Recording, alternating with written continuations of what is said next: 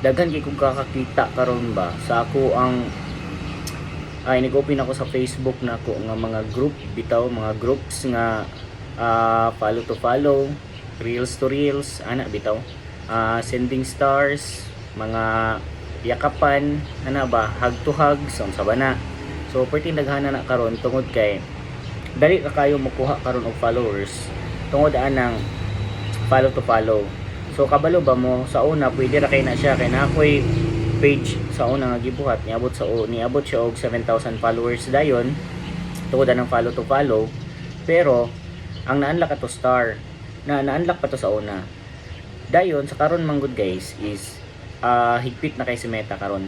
So kanang follow to follow ninyo tinuod na mo'y makuha na taas kay nga followers, pero ang problema ang napagid may makuha na nga worst pagid restriction.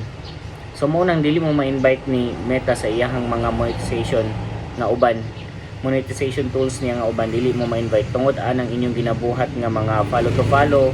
Kabantay mo na mag follow to follow ka tapos mag-comment ka dito, mag-comment ka dito sa gi-post nga dan follow hangtod dili na ka maka-comment o hangtod dili pug ka makagamit og messenger kay tungod kay na-restrict imong account.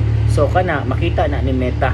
So kamo pagbantay mo kung gusto mo monetize o buhat mo inyong kaugal yung mga video nga viral dayon daghan mag-like ana.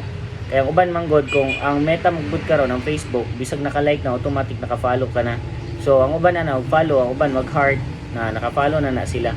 So mura na guys, so restriction rin yung makuhaan ng follow to follow ninyo.